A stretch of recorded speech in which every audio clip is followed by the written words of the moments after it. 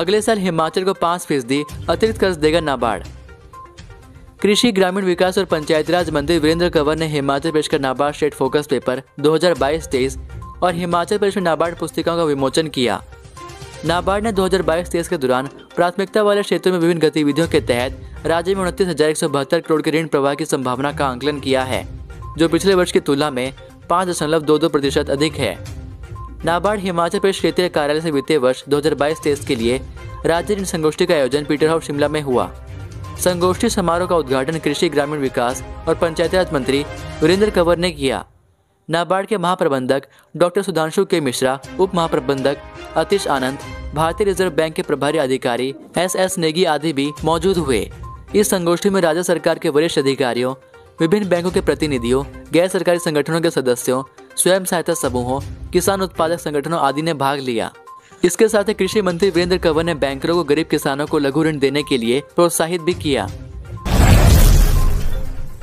रात्रि कर्फ्यू हटाने का फैसला, शादियों समेत अन्य समारोह के लिए शर्तों में दी ढील, खनिज नियमों में संशोधन की मंजूरी। हिमाचल प्रदेश कैबिनेट की बैठक बुधवार सुबह मुख्यमंत्री जयराम ठाकुर की अध्यक्षता में आयोजित की गई। बैठक में राज्य में वर्तमान कोरोना की स्थिति को लेकर चर्चा के बाद प्रदेश में लागू रात्रि कर्फ्यू को हटाने का फैसला लिया गया है। प्रदेश में कोरोना के मामले बढ़ने के बाद बीते 5 जनवरी से पूरे प्रदेश में रात 10 बजे से सुबह 5 बजे तक रात्रि कर्फ्यू लागू किया गया था। अब कोरोना के मामले में कमी आने के बाद इसे हटाने का फैसला लिया गया है। इसके साथ ही बाहरी एवं आंतरिक स्थलों में विवाह व अंतिम संस्कार समेत सभी सामाजिक, धार्मिक, सांस्कृतिक, राजनीतिक और अन्य समारोह में 50% क्षमता तक लोगों के शामिल होने की भी अनुमति प्रदान की गई है। इससे पहले इंडोर में अधिकतम 100 और आउटडोर समारोह में 300 लोगों को शामिल होने की अनुमति थी। वहीं अभी प्रदेश में पहली से 8वीं तक के विद्यार्थियों की नियमित कक्षाएं लगाने पर कोई फैसला नहीं हुआ है। ग्रीष्मकालीन अवकाश वाले स्कूलों में 9वीं से 12वीं तक के विद्यार्थियों की कक्षाएं नियमित रूप से लगाई जा रही है। वहीं शीतकालीन स्कूल में 15 फरवरी के बाद इन कक्षाओं के विद्यार्थियों को बुलाया जाना है। वहीं कैबिनेट की बैठक में हिमाचल प्रदेश गौण खनिज और खनिज नियम 2015 में संशोधन को स्वीकृति प्रदान दी गई, ताकि सड़कों व सुरक्षा दीवारों के निर्माण, डंगों की सोलिंग इत्यादि में लघु खनिज पदार्थों का सर्वाधिक उपयोग सुनिश्चित किया जा सके। हिमाचल में 45 दिन बाद एक कोरोना संक्रमित की मौत, 653 नए पॉजिटिव मरीज। कोरोना की तीसरी लहर के करीब 45 दिन बाद हिमाचल में सिरमौर के एक संक्रमित व्यक्ति की मौत हुई है। प्रदेश में तीसरी लहर में अब तक 187 कोरोना संक्रमितों की मौत हुई है। इसमें 67 ऐसे लोग हैं जिन्होंने वैक्सीन नहीं लगाई थी। स्वास्थ्य विभाग का दावा है कि तीसरी लहर को आए हुए 1.5 महीना हुआ है। स्वास्थ्य विभाग का मानना है कि कोविड की तीसरी लहर दिसंबर 2021 के अंतिम सप्ताह से शुरू हुई है। ऐसे में 26 दिसंबर 2021 में कोरोना सक्रिय मामलों की संख्या 12 थी। इसके बाद मामले बढ़ते गए। सक्रिय मामलों की संख्या 17,000 तक पहुंच गई। अब इनकी संख्या घटकर 762 रह गई है। स्वास्थ्य विभाग का कहना है कि कोविड के नए स्ट्रेन से भी मामले बढ़े हैं। जिला बिलासपुर, चंबा, किन्नौर, कुल्लू और सिरमौर में कोविड से 10 से कम मौतें हुई, जबकि कांगड़ा से सबसे अधिक 51 लोगों की मौत हुई। इसके बाद शिमला से 43 मौतें, मंडी से 26 मौतें और सोलन में 19 मौतें हुई है। वहीं बीते कल बुधवार को प्रदेश में 8,739 लोगों के सैंपल लिए गए। इसमें 653 संक्रमित हुए, जबकि 1,042 लोग ठीक भी हुए हैं। हिमाचल में सक्रिय मरीजों की संख्या घटकर 4,421 रह गई है। मौत का आंकड़ा 4,043 पहुंच गया है। अटल टनल बनी 10,000 फीट ऊंचाई पर मौजूद दुनिया की सबसे लंबी सुरंग, वर्ल्ड बुक ऑफ रिकॉर्ड्स में नाम दर्ज।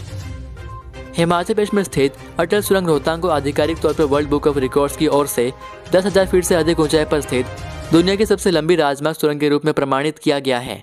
सीमा सड़क संगठन के महानिदेशक लेफ्टिनेंट जनरल राजीव चौधरी ने इसके निर्माण के लिए BRO की उपलब्धि के लिए पुरस्कार प्राप्त किया। रक्षा मंत्रालय की ओर से इसकी जानकारी दी गई है। बता दें कि 3 अक्टूबर 2020 को प्रधानमंत्री नरेंद्र मोदी ने अटल टनल रोहतांग का उद्घाटन किया था। इसके बाद से अटल टनल देश भर के पर्यटकों के लिए पहली पसंद बनी है। ऊंची चोटियों पर हल्की बर्फबारी, शिमला में ओलावृष्टि, 10 फरवरी से प्रदेश में मौसम साफ। हिमाचल प्रदेश की चोटियों व ऊंचाई वाले कई भागों में हल्की बर्फबारी हुई है। बुधवार शाम को शिमला में बारिश और ओलावृष्टि हुई, जबकि कुफरी में हल्की बर्फबारी दर्ज की गई। वहीं दिन भर शहर में बादलों की लुका छिपी चली रही। दोपहर बाद करीब 5:30 बजे हल्की बूंदाबांदी शुरू हो गई। 6 बजे के बाद करीब 15 मिनट तक शहर में ओले बरसे और शहर की सड़कों पर सफेद चादर बिछ गई। इसके बाद सड़कों पर वाहन स्किड होने शुरू हो गए। हालांकि करीब पौने घंटे बाद ओले पिघलने से यातायात सामान्य हो गया। विभाग के अनुसार पूरे प्रदेश में 10 से 13 फरवरी तक मौसम साफ रहने का पूर्वानुमान है। रोहतांग दर्रा के साथ अड्डा टनल, बारालाचा, कुंजुम दर्रा में फाहे गिरने से कड़ाके की ठंड ने फिर दस्तक दे दी है। साथ से मनाली ने कुल्लू और लाहौल के बर्फीले क्षेत्रों में हिमखंड गिरने की फिर चेतावनी दी है। MBBS और BDS के लिए 10 फरवरी से होंगे दूसरे राउंड की counselling. Atal medical and research university Nerchowk ने प्रदेश के मेडिकल और डेंटल कॉलेजों में पहले दौर में खाली रही MBBS और BDS की सूची जारी कर दी है। 11 डेंटल और मेडिकल कॉलेजों में 372 सीटें खाली रह गई है। इनमें BDS की 200 और MBBS की 172 सीटें हैं। गुरुवार से दूसरी काउंसलिंग में ये सीटें भरी जाएंगी। 10 और 12 फरवरी को अभ्यर्थियों से कॉलेज की चॉइस मांगी गई है। 18 फरवरी को कॉलेज का आवंटन होगा। 21 से 24 फरवरी को दाखिला प्रक्रिया होगी। दूसरे राउंड की काउंसलिंग में चॉइस के साथ टोकन फीस भी देनी होगी। यह फीस हर बार दूसरे दौर में ली जाती है।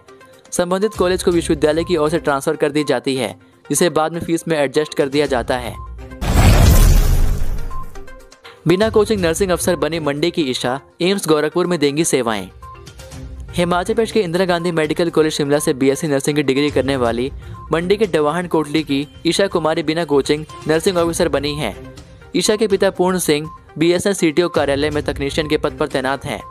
पूर्ण सिंह ने बताया कि ईशा जिस समय BSc नर्सिंग फाइनल की परीक्षाओं की तैयारी कर रही थी, उस समय IGMC शिमला में ब्रेन हैमरेज से निशा की मां भिंद्रा देवी का देहांत हो गया। ईशा ने मेहनत जारी रखी और अच्छे अंकों के साथ डिग्री पूरी की। ईशा का बतौर नर्सिंग ऑफिसर एम्स गोरखपुर के लिए चयन हुआ है। ईशा ने 8वीं तक की पढ़ाई मिडिल स्कूल डवाहन से की है। 9वीं से 12वीं तक की पढ़ाई शिमला के लोअर बाजार स्थित आर्य समाज स्कूल से की है। ईशा के पिता पूर्ण सिंह ने बताया कि ईशा के चयन पर उनके गृह क्षेत्र डवाहन कोटली के लोगों में खुशी की लहर है। 10 फरवरी को पैतृक गांव पहुंचेगी शहीद अंकेश भारद्वाज की पार्थिव देह। अरुणाचल प्रदेश हिमस्खलन में शहीद हुए हिमाचल प्रदेश के बिलासपुर जिले के सेव गांव के 22 वर्षीय 19 जैक राइफलमैन अंकेश भारद्वाज की पार्थिव देह गुरुवार को घुमारवीं पहुंचेगी। यहां सैन्य सम्मान के साथ उनका अंतिम संस्कार किया जाएगा। बुधवार 11 बजे तक माता पिता और परिजन अंकेश की सलामती की दुआएं करते रहे। इसके बाद पिता पांचाराम को सेना की तरफ से फोन पर इसकी पुष्टि की गई तो उनकी सारी उम्मीदें टूट गई। पूरा माहौल गमगीन हो गया। बेटे की शहादत की खबर सुनकर पिता भीतर से एकदम टूट गए और माता कश्मीरी देवी पत्थर बन गई। 6 जनवरी को अंकेश के बर्फीले तूफान में लापता होने की खबर मिलने के बाद से ही क्षेत्र के लोग उनके घर पर माता पिता को सहारा देने पहुंच रहे थे। मंगलवार रात को शहादत की खबर मिलने के बाद से सैकड़ों लोग अंकेश के घर पहुंचे और उनके माता पिता को ढांढस बंधाया। बुधवार सुबह तक अंकेश के पिता इस सच को मानने के लिए तैयार नहीं थे कि उनका बेटा इस दुनिया में नहीं रहा। वहीं अंकेश की शहादत की खबर मिलते ही समूचे क्षेत्र के लोग शहीद के घर पहुंचे। SDM घुमारवीं राजीव ठाकुर ने बताया कि शहीद अंकेश भारद्वाज की पार्थिव देह गुरुवार को घुमारवीं पहुंचेगी। सिरमौर की 5 कंपनियां देगी 226 बेरोजगारों को रोजगार, जाने शैक्षणिक योग्यता। तकनीकी प्रशिक्षण केंद्र नाहन में 15 फरवरी को 226 पदों के लिए कैंपस इंटरव्यू होंगे। जिला रोजगार अधिकारी अक्षय शर्मा ने बताया कि messrs Sun Pharmaceuticals, Himachal polyolefins limited, Shivam कॉर्ट्समे लिमिटेड, GMT फार्मा इंटरनेशनल और विशाल इंजीनियरिंग कंपनी यूनिट 2 में युवाओं की भर्ती की जाएगी। इन पदों के लिए आयु सीमा 20 से 35 वर्ष तक होनी चाहिए। बताया कि इन भर्तियों में प्रदेश के किसी भी जिले से बेरोजगार भाग ले सकते हैं। अधिक जानकारी के लिए आप यहाँ पर वीडियो को रोककर पढ़ सकते हैं। बर्फ पर स्किड होकर HRTC की बस ट्रक से टकराई, 13 यात्री घायल। राष्ट्रीय राजमार्ग 5 पर हिमाचल प्रदेश के कुफरी और फागू के बीच गलू के पास बुधवार दोपहर सड़क पर जमी बर्फ पर स्किड होने से HRTC की बस ट्रक से जा टकराई। हादसे में बस में सवार 13 यात्री घायल हो गए हैं। यात्रियों को तुरंत उपचार के लिए क्षेत्रीय अस्पताल ठियोग ले जाया गया। बस में 35 यात्री सवार थे। बस हरिद्वार से शिमला पहुंचने के बाद रामपुर के सराहन रूट पर रवाना हुई थी। ठियोग अस्पताल के SMO डॉक्टर दिलीप टेक्टा ने बताया कि सभी का उपचार कर दिया गया है और कोई भी यात्री गंभीर घायल नहीं है। गलू से फागू की ओर बस के आगे ट्रक चल रहा था। सड़क पर फिसलन के कारण बस स्किड हो गई और अनियंत्रित होकर ट्रक से टकरा गई। भिड़ंत इतनी जोरदार थी कि बस का कंडक्टर साइड का शीशा टूटकर सड़क पर बिखर गया। बस की लाइट भी टूट गई। बस की अगली सीटों पर बैठे यात्री बुरी तरह चोटिल हो गए। चालक को भी गहरी चोटें आई हैं। 9वीं और 11वीं कक्षा की टर्म 2 परीक्षा का शेड्यूल बदलेगा।